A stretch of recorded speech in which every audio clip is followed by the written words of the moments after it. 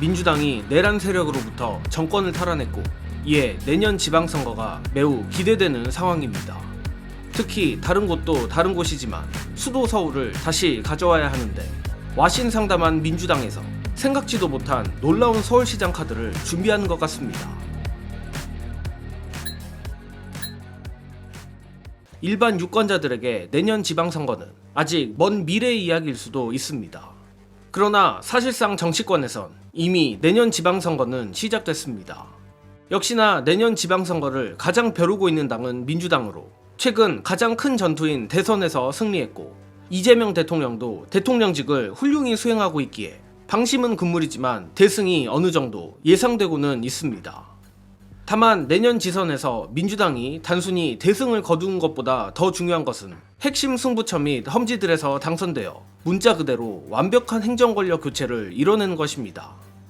굳이 꼽아보자면 21년 재보궐선거, 22년 지방선거에서 연달아 패배한 서울, 좀 더 욕심을 냈을 때 부산 정도가 될 것으로 보는데 이 중에서도 서울시장이 가장 중요하다는 데에는 반대 의견이 거의 없으리라 생각합니다. 여기엔 서울이 대한민국의 수도란 상징성도 있겠으나 무엇보다 이재명 정부의 보다 원활한 정책 시행 그리고 차기 대선 주자급 잠룡들을 키워내기 위해서라도 민주당이 서울시장만큼은 반드시 탈환해야 하기 때문입니다. 그러나 다들 아시듯 근 몇 년간 민주당의 주요 지지 연령층이 대거 경기도로 빠져나갔고 부동산 폭등으로 인해 서울은 더 이상 진보에게 쉬운 전장이 아닙니다. 그렇게 민주당이 내년 서울시장 후보 선정에 머리가 상당히 아플 것으로 보이는데 이와 관련해 최근 정보지에 아주 흥미로운 정보가 돌았습니다. 바로 민주당에서 보수화된 서울을 탈환하기 위해 중도와 보수의 이미지를 가지고 있으면서도 이른바 서울 사람들이 선호할 만한 엘리트 이미지를 가진 인물을 내세운다는 것이고 그 인물은 바로 김현종 전 통상교섭본부장이라고 합니다.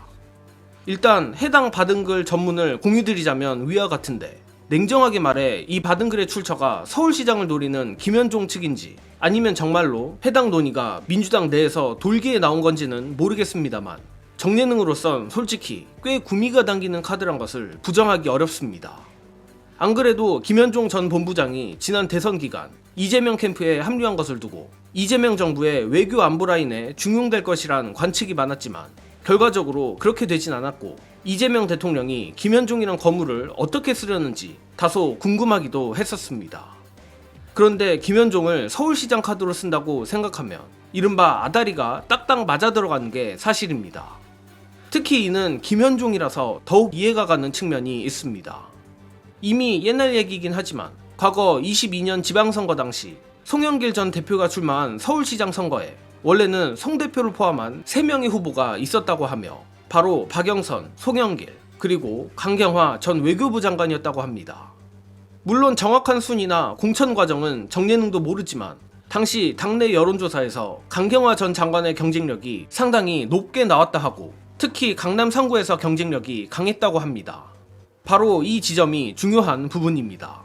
당시 민주당 지도부로 하여금 이른바 엘리트 외교 협상 전문가가 서울에서 먹힌다는 걸 학습했다면 다가올 지방선거에서 여기에 딱 맞는 김현종 카드를 기용해보자 검토하는 건 그다지 이상한 게 아니란 것입니다. 게다가 차기 서울시장 선거에 출마할 국힘 후보가 명태균 게이트 때문에 오세훈이 아닐 가능성도 상당한 상황이고 나경원이 될 수도 있으리라 보이는데 경우에 따라 외교통상 전문가 김현종 대 6년째 1심 빠루 나경원 구도가 된다면 우리의 예상보다 더 압도적인 결과가 나올 수도 있습니다. 물론 어디까지나 있는 정보지에 도는 얘기들이고 정예능이 김현종 전 본부장을 서울시장으로 민다는 뜻은 절대 아닙니다. 더욱이 외교협상과 광역지자체 행정의 영역은 엄연히 다르며 무엇보다 선거, 더 나아가 정치는 전문직입니다. 또한 이미 민주당 내부에도 여러 잠룡들이 서울시장 후보로 거론되고 있는 만큼 벌써 예단하기는 한참 이릅니다. 즉, 김현종 전 본부장이 서울시장에 적합한 인물인지 선거에서 훌륭한 모습을 보일지는 검증이 필요하다는 얘기입니다. 다만 이 부분도 민주당 지도부가 심사숙고할 것이고 앞서 말했듯 그럼에도 김현종 서울시장 카드가 상당히 매력적인 카드란 것은 분명합니다. 아무튼 폭망해버린 국민의힘에 비해 벌써부터 민주당은 내년 지방선거에 어떤 깜짝 카드를 내놓을지 여러 구상을 하고 있는 것 같습니다. 이것만 봐도 민주당이 내년 지방선거를 얼마나 벼르고 있는지 느껴지는데, 비단 서울뿐 아니라 민주당의 험지 승리도 매우 중요하다는 건 두말하면 잔소리입니다. 가뜩이나 지난 대선 기간 당시 이재명 후보의 중도 보수 전략으로 민주당의 외연이 정말 넓어졌고, 이제는 험지에서도 성과를 내야 하는 시점이 왔습니다. 물론 엄연히 대통령과 당은 독립적 개체이긴 하나, 민주당은 계속 이재명 대통령의 철학을 이어받아 광폭 외연 확장을 하리라 보는데, 이를 통해 이재명 대통령과 민주당이 그리고 있는 큰 그림에 대한 해설을 끝으로 이번 소식은 여기서 마칩니다. 영상 봐주신 여러분 감사합니다. 지금 이재명 대통령의 전략은 제가 볼 때 정치 전선이 있지 않습니다. 네.